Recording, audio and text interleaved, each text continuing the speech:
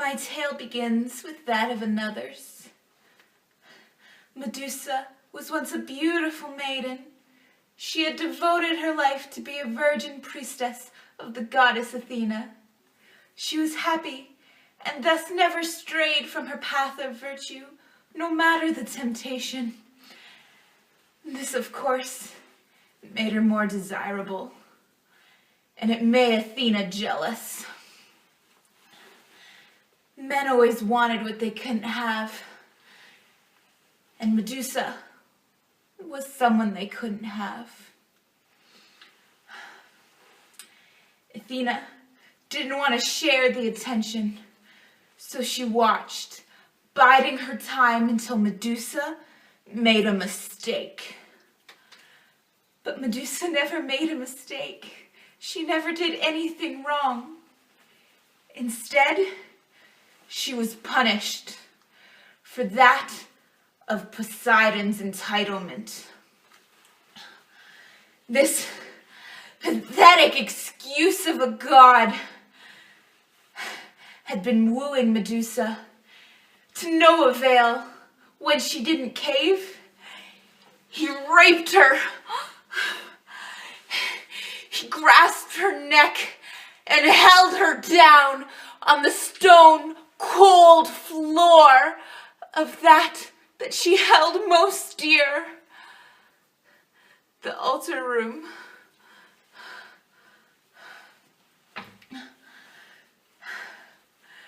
Medusa, she cried and cried for help, and Athena heard, but she did nothing to ease the cries of her priestess. This was her ammunition, and Athena took her shot. When Poseidon was done violating her, Medusa lay there crying. She felt her body begin to change. Athena was cursing her. Medusa felt as her once beautiful auburn hair became venomous snakes. Her once delicate hands shriveled and her nails cracked. Her teeth became yellow and rotted.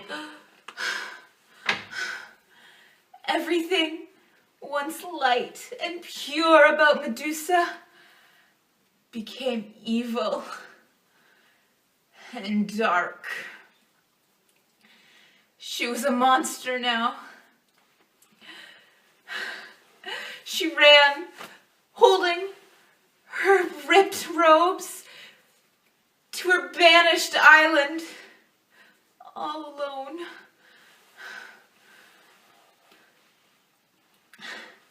Medusa felt broken, but she still had her will to survive. She made a little home in an abandoned cave. Completely withdrawn, she spent her days staring at the walls, hunting for food. One day, when she was out hunting, she came across a pack of warriors. She was so excited. She finally had someone to talk to, but then that excitement turned to misery. As one by one, the warriors turned to stone, their screams of agony filling the air. Medusa ran again back to her cave. She had no more will to survive. She spent her days crying, wishing for her agony to end. She prayed and prayed to the gods, and one day the Sisters of Fate answered her prayers. They came to her hidden little cave, being sure to keep their eyes shielded. and they told Medusa of their vision, that she must wait on the shore of her little island, and when the time was right, gift her blood to someone who needed it most.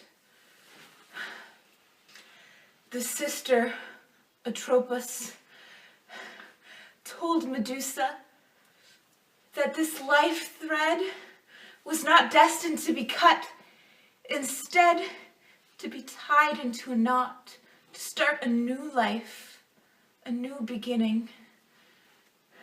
Medusa, she was so happy at the chance to have a daughter that she waited every day. Her mind raced, but she knew she couldn't leave the shore, and she couldn't abandon her only chance. Hope began to swell inside of her. And just as the fates predicted, I appeared. Washed up on the shore of a shipwreck, moments away from dying, she acted quickly. She held her wrist up, and one of her snakes bit her wrist. She held her blood to my mouth, and I felt the change. This is the beginning of my story as a vampire.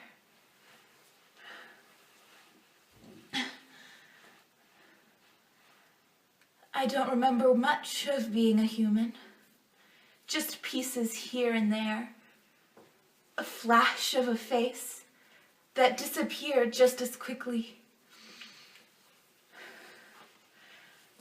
My first real memory is that of the warmth of Medusa's blood searing through my cold body. I began to feel strong and powerful. I could feel every nerve of my body becoming alive and electrified. I felt as mighty as the gods themselves. And then I felt the sunlight. I remember how comforting it was as a human, but now it burned. It felt like every inch of my skin was being ripped off my body. It hurt so bad. Medusa acted quickly. She threw her robe over my body and dragged me back to her cave as fast as she could, saving my life. Twice in one day. A rat scurried across the floor as I lie there. And on instinct, I reached out and grabbed it. I clutched its little body. And as I lie there in pain, I felt my teeth begin to change. They turned to fangs, and I tore at the rat, drinking every last drop of blood. The sweet, thick nectar filled my body, and my burns began to heal. I realized in that moment that I was a monster now too. That same tainted blood that flowed through my mother now spread that evil through me. And that evil needed to be fed. I knew I would have to keep drinking blood.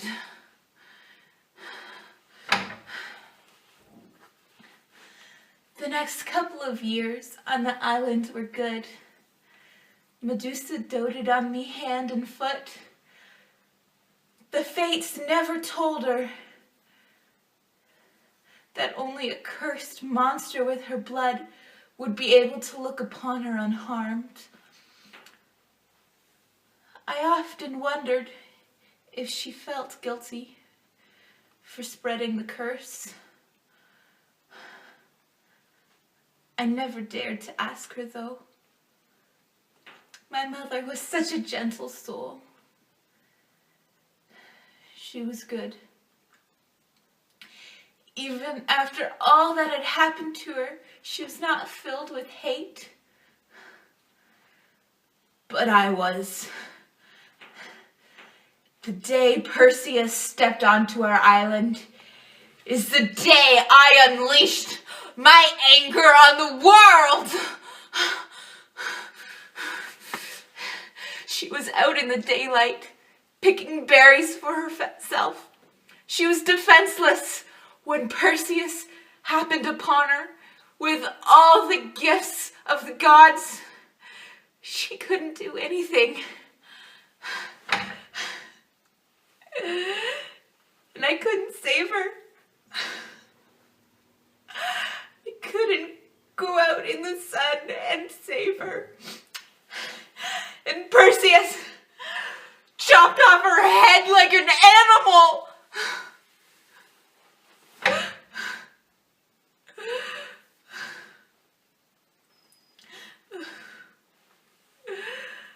I had been peaceful, feeding on only animals, but no more. As the sun set and the night darkened, I began to run. I ran so fast for the mainland. When my feet hit the sea, it was like I was running on solid ground. I just kept running.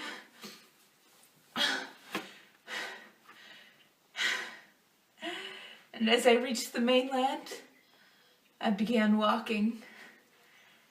I felt a sense of déjà vu, but was unaware of my surroundings. That didn't slow me down. Just as my mother had once been, I was beautiful. And I would use that beauty to inflict torture on men.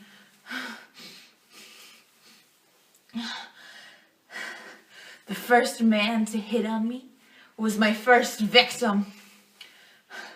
I drained his blood, but that was not enough.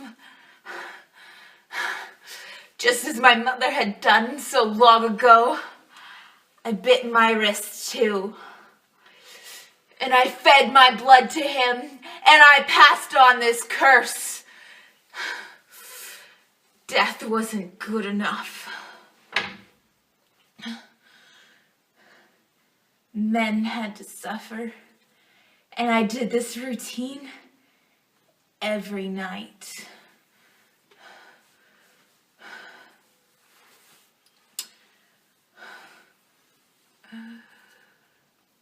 I was careless in my early years, killing and wreaking havoc wherever I went. I would bow to no one, and I was sure to make everyone realize it. But the humans, they began to fight back. Vampire hunters, they called themselves. But I was smarter, and they were no match for me.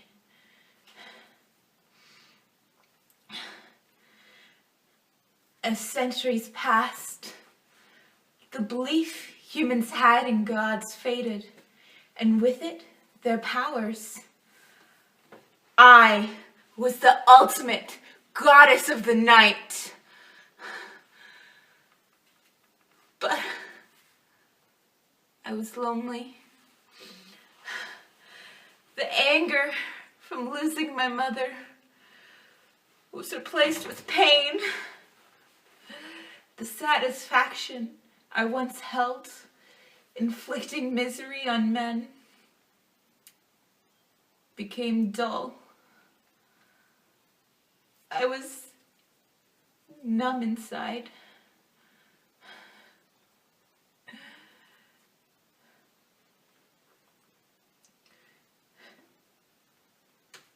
And then, last night, I was out wandering, and I came across this couple, and they were being mugged. In this 21st century, man jumped in front of his woman to protect her. He was selfless. He wasn't greedy or self-righteous like all the other men I knew. He was good. He saved the life of the woman he loved. And I began to doubt myself. And everything I'd done. I was so caught up in my thoughts, trying to comprehend. And that's when the vampire hunter found me. He caught me off guard. And he shot me. With a wooden bullet. My wound cannot heal. And I'm left here alone in this cold barn all by myself.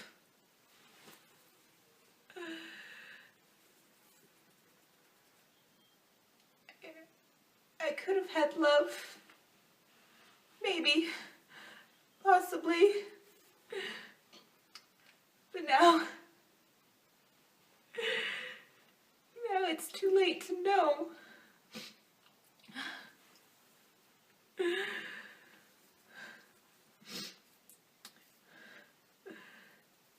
So I send this now to anyone who will listen.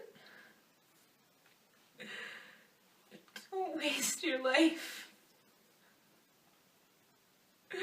Don't hold on to your pain. Because being alone is so much more painful.